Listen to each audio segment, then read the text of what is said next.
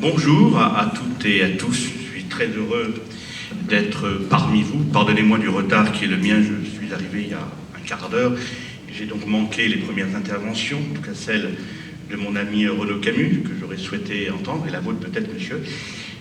Donc pardonnez-moi si dans mon propos je suis amené à développer différents points qui auraient pu déjà être abordés par les uns et par les autres. Alors je suis bien sûr très content d'être parmi vous, à nouveau invité par les deux puissances invitantes que sont Christine Tazin et Pierre Cassin, avec lesquels j'ai plaisir à me compromettre une nouvelle fois.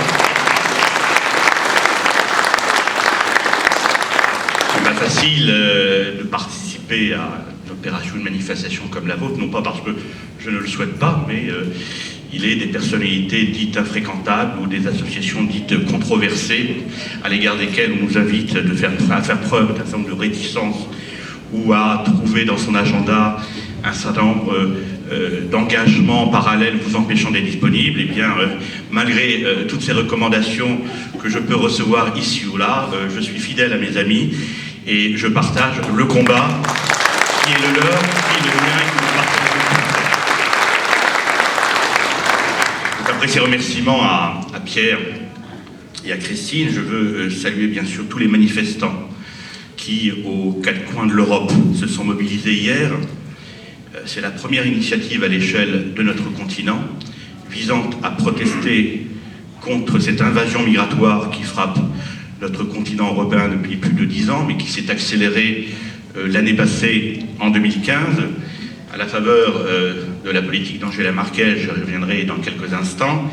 Et je crois qu'on peut saluer tous ces manifestants qui sont descendus dans la rue pour occuper le terrain à Amsterdam, à Varsovie, à Dresde, à Birmingham, à Prague, à Bratislava, à Dublin, à Graz, en Autriche. Voilà des villes où les patriotes européens ont choisi de se lever pour dire non dans le cadre d'une initiative qui a été lancé par Tommy Robinson, car je crois que c'est lui qui est à l'initiative de cette opération à l'échelle européenne. Et je pense qu'on peut le saluer et saluer tous les manifestants qui se sont mobilisés aux quatre coins de l'Europe. Et bien sûr, nous ne pouvons pas manquer de saluer également tous ceux qui ont participé aux différentes manifestations aux quatre coins de l'Hexagone. D'abord vous-même, ici ce soir, aujourd'hui, cet après-midi, en étant présent massivement, la salle est pleine, je m'en réjouis. Vous manifestez également un intérêt puissant au combat commun que nous avons depuis un certain nombre d'années. Mais je veux aussi saluer mon ami François Gey, qui est à Bordeaux. François Gey est le responsable de l'antenne régionale du Ciel et qui a pris l'initiative, lui également, dans la capitale bordelaise, de lancer une manifestation hier qui a regroupé, je crois, une centaine de personnes et qui, d'après les informations qu'il m'a données, s'est parfaitement bien déroulée, sans entrave, sans provocation, et qui a eu un écho très important en Aquitaine. Une pensée également, mais je crois que vous l'avez également dit tout à l'heure, et avant que je n'arrive, une pensée au général Picmal, qui hier, vous l'avez dit tout à l'heure, madame, dans votre témoignage, a été interpellé, arrêté de manière extrêmement brutale, alors qu'il ne faisait que son devoir, à savoir manifester contre une situation tout à fait scandaleuse, l'invasion de la ville de Calais, cette ville de Calais qui est martyre d'une certaine manière, et pour laquelle le général Picmal et d'autres manifestants ont souhaité braver hier l'arrêté préfectoral d'interdiction de manifester. Donc c'est une attitude tout à fait courageuse, et pour avoir bravé cet arrêté d'interdiction, lui et 4 autres patriotes, eh bien voici 5 de nos compatriotes qui sont convoqués demain devant le tribunal correctionnel à Boulogne-sur-Mer pour répondre de leurs actes. Et je pense qu'il nous faut aujourd'hui à nouveau saluer le général Picmal pour la bravoure dont il a fait preuve, mais de la part de l'ancien patron de la Légion étrangère, nous n'en attendions pas moins. Alors le ciel, vous l'avez dit tout à l'heure, et de tous les combats communs, le ciel, ça a été rappelé tout à l'heure par Pierre, a l'année passée organisé 2 manifestations importantes à la fois par le nombre de personnes présentes, mais également par l'écho qui a été réservé à ces 2 opérations. C'est celle consistant à nous rassembler devant l'ambassade d'Allemagne pour contester la politique d'Angela Merkel, car c'est Angela Merkel qui est responsable, en 2015, de l'invasion migratoire, merci monsieur, qui a accablé notre continent en 2015. Et donc il nous semblait symboliquement tout à fait important d'aller protester devant l'ambassade d'Allemagne pour que nos amis outre-Rhin puissent prendre conscience que nous sommes ensemble solidaires avec eux dans le combat qui est mené aux côtés de l'association Pegida. Nous avons également fait le choix de soutenir, dans une deuxième manifestation devant l'ambassade de Hongrie, M. Orban, Viktor Orban, qui, dans ce pays, a fait le choix de résister aux oukases de Bruxelles, a fait le choix de s'opposer aux quotas migratoires que la Commission européenne souhaite imposer aux quatre coins de l'Europe. Et j'ai trouvé tout à fait normal d'apporter un soutien à Viktor Orban, et nous avons donc fait un rassemblement qui a réuni là encore beaucoup de monde, qui a permis d'apporter ce soutien, qui a eu un écho certain à Budapest, puisque les contacts que j'ai à Budapest me confirment que cette manifestation a été tout à fait appréciée. D'ailleurs, j'en parlerai tout à l'heure. Je compte me déplacer en Hongrie avant la fin du mois de juin pour essayer d'avoir des contacts beaucoup plus directs avec nos amis hongrois et poursuivre le combat commun que nous menons. Alors, le ciel, bien évidemment, qui est de tout cœur avec ces combats. Nous partageons la lutte contre l'invasion migratoire, car nous pensons que cette invasion migratoire qui accable notre continent, mais cela a dû être dit déjà bien des fois avant ma prise de parole, est de nature à bouleverser considérablement les équilibres ethnico-culturels de notre continent. Ce n'est pas qu'un problème français, c'est un problème qui affecte l'ensemble de notre continent. Il nous faut donc absolument prendre en considération la gravité de ce phénomène, et par rapport à la gravité de ce phénomène, nous gendarmer pour tenter, pendant qu'il en a encore temps, et je pense qu'il est encore temps de réagir, pour tenter d'enrayer ce phénomène qui, à mes yeux, n'est absolument pas irréversible. Là, le désespoir, disait Charles Maurras, c'est une sottise absolue, et je pense qu'effectivement, avec une volonté, là où il y a une volonté, il y a un chemin, eh bien, nous pouvons, nous autres concitoyens français, mais également ceux qui, comme moi, s'investissent dans l'arène politique, tenter de bouleverser le cours des choses et enrayer ce phénomène qui nous semble implacable, mais pour lesquels nous avons encore des moyens pour contrecarrer ce qui nous apparaît être inévitable. Alors, je vais essayer très simplement de vous résumer ce qui me semble être les solutions internationales et nationales que nous pourrions prendre dès 2017, si les Français nous font confiance, si les Français font le choix de porter à l'Élysée Marine Le Pen et autour de Marine Le Pen un certain nombre de ses alliés, dont le ciel, eh bien, je pense qu'un programme égal à celui que je vais vous présenter serait de nature à entraver ce mouvement qui est l'invasion migratoire qui frappe notre continent. Alors, les solutions internationales, quelles sont-elles? Je crois qu'il nous faut d'abord en priorité assécher les corridors de l'invasion migratoire actuelle. Je vois un certain nombre de zones sensibles, que vous connaissez tous, vous suivez comme moi l'actualité, mais il me paraît essentiel de concentrer l'offensive sur ces zones géographiques. C'est d'abord la zone Syrie-Irak. C'est un des grands pourvoyeurs de l'immigration qui, depuis maintenant 1 an, se précipite sur notre continent. On estime qu'à peu près 10 millions de Syriens, Irakiens sont prêts à rejoindre dans les prochains mois, toutes prochaines années, le continent européen, si rien n'est fait pour maîtriser la situation militaire et la situation politique de ces pays. Alors je ne parlerai pas évidemment des voies et moyens de résoudre des conflits extrêmement compliqués dans ces deux pays. Je pense qu'il faut simplement, pour tenter de maîtriser le phénomène des départs de ces deux pays, des migrants qui viennent en quantité importante, agir sur au moins 2 pays. La Turquie d'abord. La Turquie, donc chacun connaît la duplicité diplomatique, la duplicité militaire, et qui me paraît être le maillon faible, en tout cas le point sur lequel nous devons absolument insister si nous voulons enrayer de ce côté-ci du Moyen-Orient les départs massifs auxquels nous constatons l'arrivée. Nous avons, avec la Turquie, vous le savez, un pays qui finance considérablement les opposants au régime de Damas, notamment au travers de l'association de ces structures terroristes qui s'appelle Al-Nosra, qui ne dépend pas de l'État islamique, mais qui dépend d'Al-Qaïda, qui pour moi sont à mettre dans le même sac. Eh bien ce pays, vous le savez, depuis bien des années, finance Al-Nosra et évidemment contribue à la vitalité combative, à la vitalité militaire de cette association terroriste. La Turquie est aussi un pays qui autorise le transit par ses frontières, chacun le sait bien, des hydrocarbures, car il y a encore des puits de pétrole qui sont exploités en Syrie, il y a encore des réserves d'hydrocarbures qui sont exploitées dans ce pays, et pour pouvoir financer son activité, son économie, eh bien, l'État islamique exporte une partie de ses richesses par la frontière turque. De la même manière, l'État islamique pille allègrement les œuvres d'art, les vestiges archéologiques remontant pour la plupart d'entre eux d'une période antique que chacun sait et chacun se souvient ici de ce qui s'est passé voici peu à Palmyre. Eh bien, nous savons que la Turquie laisse passer un certain nombre d'œuvres d'art, d'objets mobiliers, afin, là encore, je dirais, de se rendre complice du régime en place en Syrie, mais aussi en Turquie. C'est aussi un pays, la Turquie, qui laisse passer quantité de ressortissants européens, de ressortissants américains, australiens qui viennent faire le djihad. On sait très bien que la Turquie est un pays qui dispose des capacités militaires et douanières de rendre totalement hermétique sa frontière. Ce pays ne le fait pas tout simplement parce que Ankara, Erdogan, a la volonté de ne pas entraver ce passage en direction de ces deux pays, la Syrie et la Turquie.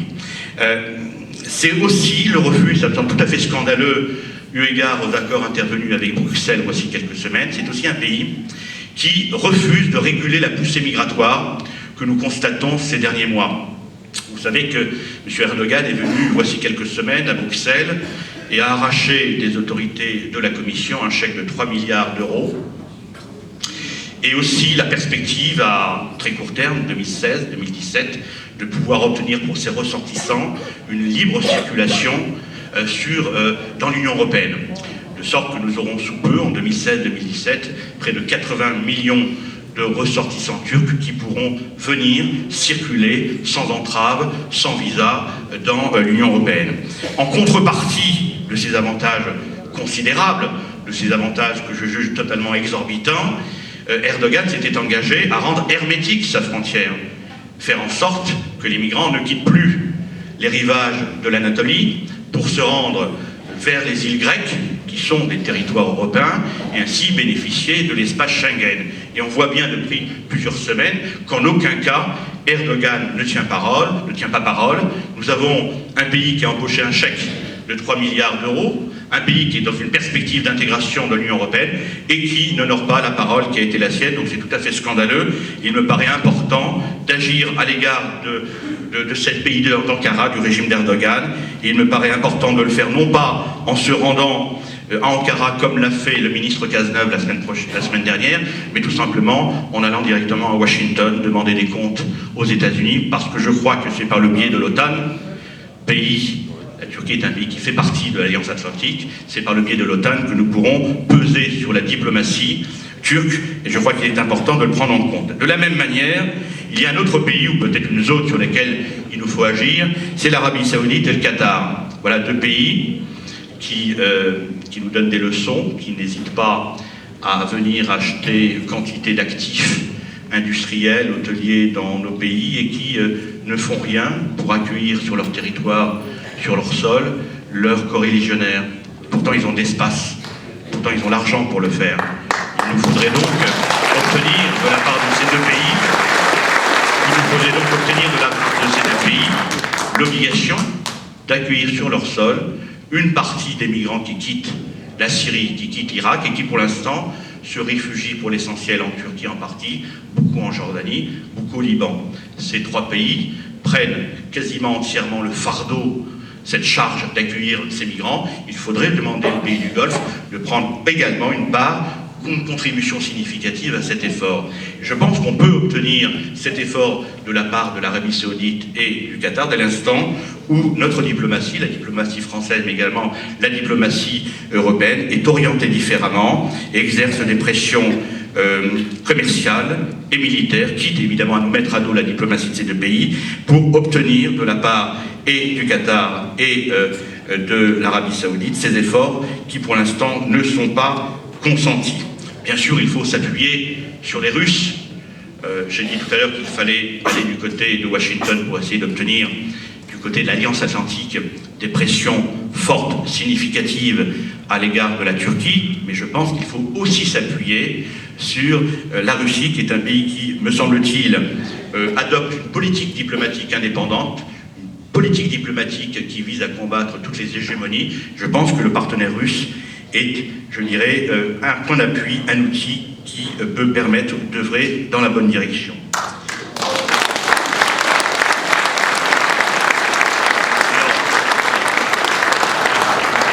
Je vais essayer d'aller plus vite puisqu'on me dit que j'ai déjà entamé mon capital de temps. Il me reste 2 minutes pour aborder encore quantité de thèmes, mais je vais essayer d'aller beaucoup plus vite, cher Pierre, et honorer ma parole. Alors la Libye, c'est aussi un autre point sensible. Je crois qu'il faut prendre conscience que là, nous avons près d'1 million de migrants, des migrants venant de la Corne de l'Afrique, mais aussi de l'Afrique subsaharienne, qui sont concentrés à raison d'1 million, 2 millions de personnes, et qui sont prêts à s'embarquer vers les rives de la Méditerranée, vers les rives de l'Italie, de la Grèce. Et je pense qu'on peut demander à 2 pays puissants dans la région, militairement tout au moins, l'Algérie et l'Égypte, prenant en étau ce pays, eh bien, de faire en sorte de mettre un terme au chaos de gouvernement, au chaos militaire qui existe dans ce pays. Donc là, il y a un effort diplomatique à mener au travers de l'Algérie et de l'Égypte. Vous avez aussi un autre point sensible, on en parle peu, mais pourtant c'est une source pourvoyeuse de la migration actuelle, c'est le détroit de Gibraltar. C'est peu qu'il y a, au travers du détroit de Gibraltar, quantité de migrants venant pour la plupart d'Afrique subsaharienne, qui pénètrent par ce détroit, par Ceuta et Melilla, qui sont des enclaves espagnoles. Et je pense qu'on peut, au travers d'une diplomatie ciblée en direction de l'Algérie, du Maroc, mais également de l'Espagne, essayer de verrouiller ce corridor-là. Donc voilà les 3 corridors sur lesquels nous devons absolument agir pour essayer d'enrayer ce phénomène migratoire. Je pense aussi, deuxième point au plan international essentiel, il nous faut taper du poing sur la table en Europe.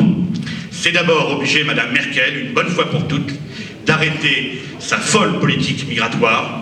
C'est une politique migratoire qui est dictée par le patronat allemand, qu'elle a décidé arbitrairement, sans aucune concertation. Je pense qu'il doit y avoir en Europe une majorité de peuples et d'États capables de dire à Mme Merkel « Stop, ça suffit, votre politique migratoire qui est en train d'amener l'Europe au bord de l'abîme, nous n'en voulons plus ». Donc c'est une stratégie diplomatique dont il faut avoir conscience, il faut avoir une volonté politique qui malheureusement n'est pas présente, en tout cas en France, et nous attendons 2017 pour inverser la tendance. Nous devons également réformer Schengen. Alors vous avez entendu réformer et ne pas sortir de l'espace Schengen. Là je différencie le discours du ciel de celui du Front National. Moi je pense que sur les questions européennes nous devons avoir un discours très clair. Il n'est pas obligatoire de sortir ni de l'euro, ni de l'espace Schengen, ni de l'Union européenne. Je pense que nous avons un rapport de force politique actuelle qui s'opère depuis un certain nombre de mois. Nous avons un bloc eurosceptique qui s'est constitué au fil des mois. Nous avons la Grande-Bretagne qui demande à renégocier les traités à son avantage. Nous avons pour l'espace Schengen la Suisse qui, à la tête de ce pays, dispose d'un pouvoir qui s'appelle l'UDC, qui est aussi un pouvoir eurosceptique. Nous avons en Hongrie, j'en ai parlé tout à l'heure de Viktor Orban, nous avons en Pologne le PIS. Bref, il est possible, à partir de ce bloc eurosceptique, de s'opposer au bloc européiste qui couvre à peu près l'axe rhénan, ce qu'on appelait au Moyen-Âge l'Europe hanséatique, c'est-à-dire aujourd'hui le Benelux, l'Allemagne, la Scandinavie. Et je pense qu'avec ce nouveau rapport de force, il est possible, de l'intérieur, de demander à réviser les traités. Et réviser les traités, non pas pour mettre un terme à l'espace Schengen, je pense qu'il faut renforcer l'espace Schengen. Il faut faire comme fait M. Orban, faire en sorte de défendre la frontière extérieure de l'Europe, en allant même jusqu'à envoyer des flottilles de bateaux au large de la Turquie, au large de la Libye, pour intercepter les migrants qui peuvent être recueillis dans les bateaux, non pas pour les amener dans des camps en Europe, mais pour les expédier, entre guillemets, dans des camps qui seraient, dans les parties les plus limitrophes, des zones de conflit. Donc c'est une politique que nous pouvons mener que si nous maintenons, si nous sanctuarisons l'espace Schengen. Mais cet espace Schengen doit être bien évidemment renforcé par le rétablissement intérieur des frontières, car en rétablissant les frontières intérieures, nous disposons de barrières qui permettront d'entraver l'afflux des migrants. Et c'est aussi une manière de mettre un terme au principe de libre circulation des personnes qui pose autant de difficultés. Voilà, pour l'aspect international, je vais essayer d'être rapide pour l'aspect national. Je pense que nous avons là encore... Est-ce qu'il me reste encore quelques instants, cher Pierre? Où est-ce que j'ai... Une minute. Bon. Alors, au plan national, je pense qu'il faut adopter une politique de réarmement anti-migratoire. Il faut inverser les flux migratoires. Donc il faut d'abord refuser les quotas migratoires en rétablissant nos frontières, j'en ai parlé tout à l'heure. Il faut immédiatement fermer les camps de migrants à Grande-Synthe, près de Dunkerque, mais également à Calais, ça a été dit tout à l'heure, et faire en sorte que les migrants qui s'y trouvent soient reconduits immédiatement à la frontière. Ça, c'est une nécessité absolue.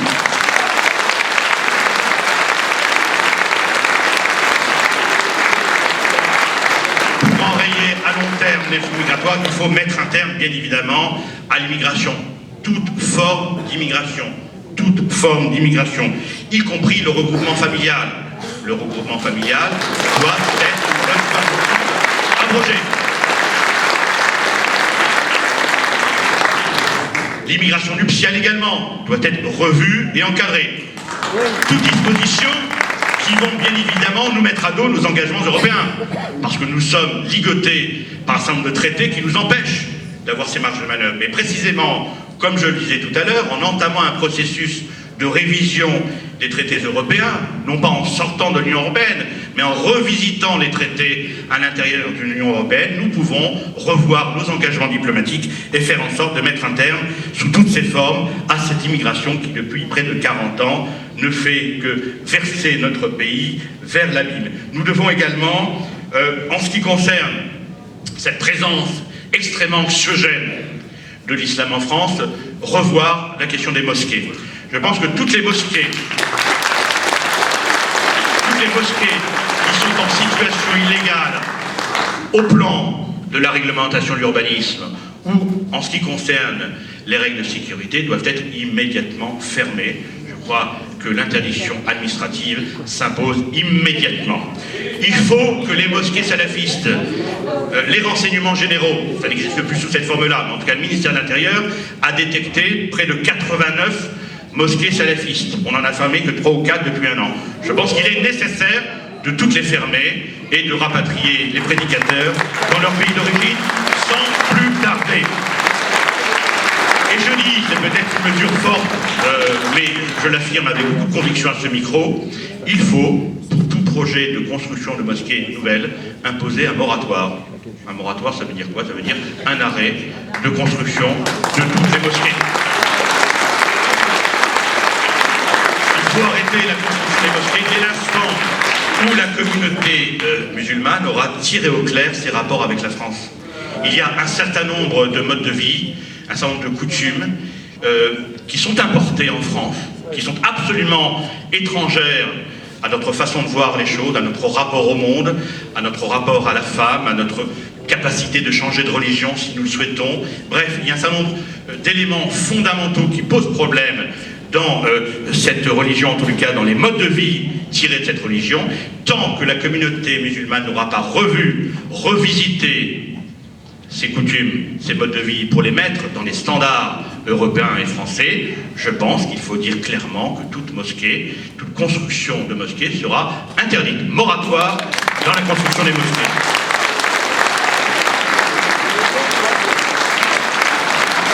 Je ne terminerai pas là, j'ai encore beaucoup de propositions, mais je consignerai ça dans un document que je vous ferai parvenir peut-être via mes amis Christine Tazin et Pierre. Je dirais que symboliquement, je crois qu'il faut nous convaincre que nous sommes ici en France dans un pays qui a un héritage, continuité historique. Et de cet héritage, de cette continuité historique, j'en tire une conclusion très simple en ce qui concerne les religions. Il n'y a pas égalité de toutes les religions dans notre pays. Il y a une hiérarchie de religions dans notre pays. Je pense effectivement qu'au regard de l'histoire, il doit y avoir une primauté culturelle de la religion chrétienne. C'est important de le considérer, car ça permet d'inscrire dans notre horizon collectif un certain nombre de repères que nous avons perdus. Et je crois qu'il faut, je pense, modifier la Constitution et indiquer clairement, c'est l'article 1, je vous cite le premier paragraphe, la France est une république indivisible, laïque, démocratique et sociale. Je rajouterai pour ma part, elle honore son héritage historique dans toutes ses composantes, j'inclus également les Lumières, bien évidemment, et reconnaît au christianisme une primauté culturelle. Si nous gravons dans le marbre de la Constitution cette disposition, ça permet d'identifier très clairement le poids de cette religion dans notre inconscient collectif. S'il y a égalité formelle des cultes devant la loi, il ne peut pas y avoir égalité des religions devant la mémoire. Voilà. Je voulais vous dire en quelques mots, j'ai encore beaucoup de choses à vous dire, mais je souhaitais simplement vous faire valoir que le Ciel est un parti politique qui essaye de se battre sur tous les fronts, y compris auprès de notre partenaire du Front National, et que nous essayons de faire progresser ces idées, celles que nous avons ensemble en communion. Et je souhaite vous dire que l'année 2016, qui est une année sans élection, me permettra d'aller un petit peu partout en France pour porter ce message, c'est de développer le maillage territorial du Ciel. Et j'essaierai également cette année d'aller au moins dans 3 ou 4 pays. J'ai programmé un déplacement en Suisse, en Hongrie, peut-être en Pologne et également en Allemagne, pour essayer de créer des liens avec les partis qui nous sont les plus proches, des partis non pas eurosceptiques, mais qui ont, en ce qui concerne le péril migratoire, la même approche. Et j'espère pouvoir compter sur vous, car je pense que vous pouvez être à la fois membre de Riposte laïque, Résistance républicaine, mais également vous engager au Ciel. Plus nous serons nombreux à combattre dans les rangs du Ciel, plus nous pourrons peser sur l'échiquier politique, et plus nos idéaux, nos aspirations pourront avoir une reconnaissance de la part de nos compatriotes. Je vous remercie.